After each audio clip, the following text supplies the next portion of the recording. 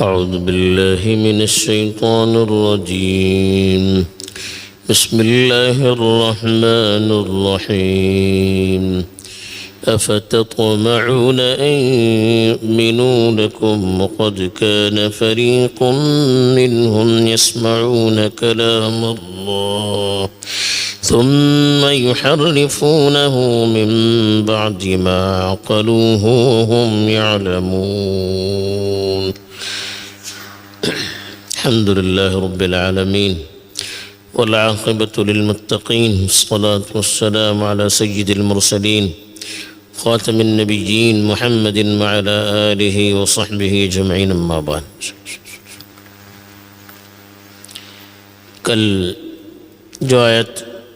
تلاوت کی گئی تھی اس میں بتایا گیا تھا کہ اہل کتاب کے دل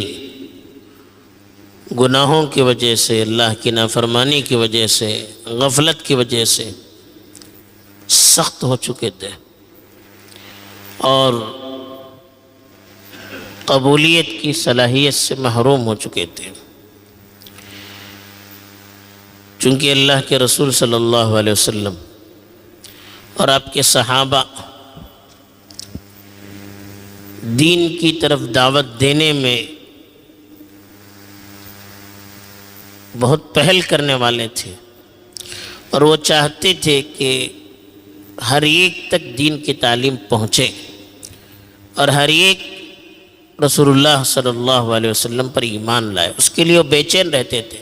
بے تاب رہتے تھے۔ تو اس لیے ان کی کوشش یہ ہوتی تھی کہ اہل کتاب بھی جو اس وقت مدینے کے آس پاس رہتے تھے، یہودیوں کے کئی ایک قبیلے ان میں شامل تھے، تو مسلمانوں کی یہ خواہش تھی کہ وہ بھی رسول اللہ صلی اللہ علیہ وسلم پر ایمان لے آئیں، اسلام کے سائے میں زندگی گزاریں، تاکہ ان کی بھی دنیا اور آخرت بن جائے۔ اس کے لیے وہ کوشاں رہتے تھے، لیکن قرآن نے جس طرح سے کہا کہ پتھر سے زیادہ ان کے دل سخت ہو چکے تھے، تو اس کی وجہ سے ان کو خاطر خواہ کامیابی اس سلسلے میں حاصل نہیں ہوتی تھی۔ اسی سلسلے میں قرآن مجید نے اس آیت میں ان کو تسلی دیتے ہوئے فرمایا کہ افتطمعون، کیا تم یہ امید رکھے ہوئے ہو کہ ان یؤمنوا لکم، کہ وہ تمہارے تابع ہو جائیں، وقد کان فریق منہم، حالانکہ ان میں سے ایک گروہ یسمعون کلام اللہ، اللہ کی باتوں کو سنتا تھا، ثم یحرفونہ، پھر اس میں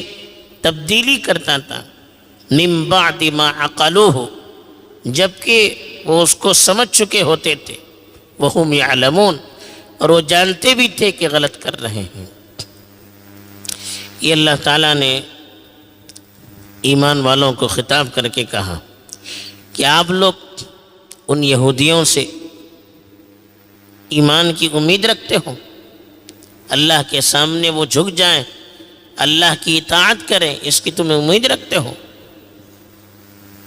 طمع کہتے ہیں ایسی امید جس سے دل اٹکا ہوا ہو اور آدمی کو یقین ہونے لگے کہ سامنے والا میری بات قبول کرنے لگا، اس کی وہ خواہش رکھے۔ تو اللہ تعالیٰ ان سے پوچھتے ہیں تعجب سے، ایسے لوگوں سے تم امید رکھتے ہو کہ وہ تمہارے تابع ہو جائیں گے، وہ تمہارے دین کے سامنے جھک جائیں گے، وہ نبی کی اطاعت اور فرما برداری کریں گے؟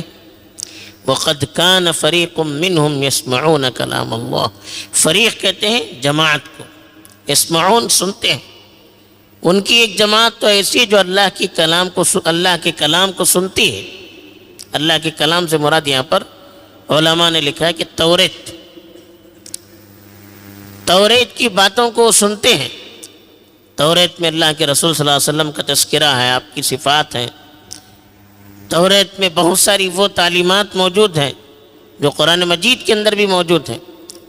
لیکن وہ سن کر سمجھ کر اس کے اندر تبدیلی کرتے تھے، معنی بدل دیتے تھے اور لوگوں کو الٹا کر کے بتاتے تھے تاکہ لوگ رسول اللہ صلی اللہ علیہ وسلم پر ایمان نہ لائیں، تاکہ لوگوں کو اللہ کی کتاب کی سچائی معلوم نہ ہونے پائے۔ اس کے لیے وہ تبدیلی کرتے تھے، اللہ کے کلام کو سنتے تھے، ثم یحرفونہ، ثم پھر یحرفون تحریف کرنا، تبدیل کرنا، کبھی الفاظ بدل دیتے تھے، کبھی معنی بدل دیتے تھے، کبھی مطلب الٹا بیان کرتے تھے، تعویل الٹی کرتے تھے۔ تو اس طرح سے توریت کی آیات پہ تبدیلی کرنے کی کوشش کرتے تھے، جن آیات سے رسول اللہ صلی اللہ علیہ وسلم کی تصدیق ہوتی تھی، جن آیات سے اسلامی تعلیمات کی، قرآنی تعلیمات کی تصدیق ہوتی تھی، اس کو تبدیل کرتے تھے۔ حالانکہ من بعد ما عقلوہ، سمجھنے کے بعد، عقل کہتے ہیں سمجھنا، ایسا نہیں کہ آدمی بے سوچے سمجھے، بتانے میں کوئی غلطی ہو گئی، بات صحیح طور پر سمجھ نہیں پائے، اس لیے تشریح کرنے میں غلطی ہو گئی، یا ان کو غلط ہم کہہ رہے ہیں یہ معلوم نہیں ہے، بلکہ جان بوجھ کر توریت کو سمجھنے کے باوجود، اس کی آیتوں کو سمجھنے کے باوجود، اس کا مطلب سمجھنے کے باوجود جان بوجھ کر اس کے اندر تحریف کرتے ہیں۔ اسی لیے کہ ثم یحرفونہ من بعد ما عقلوہ، پھر اس کے اندر تبدیلی کرتے ہیں اس کو سمجھنے کے بعد، وہم یعلمون، حالانکہ وہ جانتے بھی ہیں کہ ہم غلط کر رہے ہیں۔ ایسا نہیں کہ غلطی سے ہو گیا، زبان سے غلط نکل گیا، انجانے میں ہو گیا، نہیں۔ ایک آدمی سمجھنے میں غلطی ہو جائے اور اس کی وجہ سے وہ غلط مطلب بیان کر رہا ہے، وہ معذور ہے۔ ایک آدمی سے انجانے میں کچھ بتانے میں غلطی ہو گئی، زبان پھسل گئی، یا احساس نہیں رہا، کچھ زبان سے کہہ دیا، ایک سمجھ کر ایک کہہ دیا، یہ غلط فہمی ہے، بھول چوک ہے، یہ اللہ کے نزدیک قابل عذر ہے۔ لیکن ان لوگوں کا قصور یہ تھا کہ سمجھنے کے باوجود ساری چیزیں معلوم ہیں ان کو، اور یہ بھی معلوم ہے کہ اس کا مطلب غلط بیان کرنا یہ غلط ہے، اس کی الٹی تعویل کرنا یہ غلط ہے، اس کو چھپانا یہ غلط ہے، سب کچھ معلوم ہے، پھر بھی الٹی سیدھی اس کی تعویلات کرتے ہیں۔ تو جو لوگ جان بوجھ کر غلط کرتے ہیں، جو جان بوجھ کر اپنے خدا کے کلام کے اندر تبدیلی لاتے ہیں، تو کیا ان سے آپ ایمان کی امید باندھے ہوئے ہیں؟ ان سے ہی آپ امید رکھے ہوئے کہ وہ رسول اللہ صلی اللہ علیہ وسلم کو مانیں گے؟ ایک آدمی نہ جانتے ہوئے کچھ کرتا ہے تو اس کے سنبھلنے کی امید ہوتی ہے،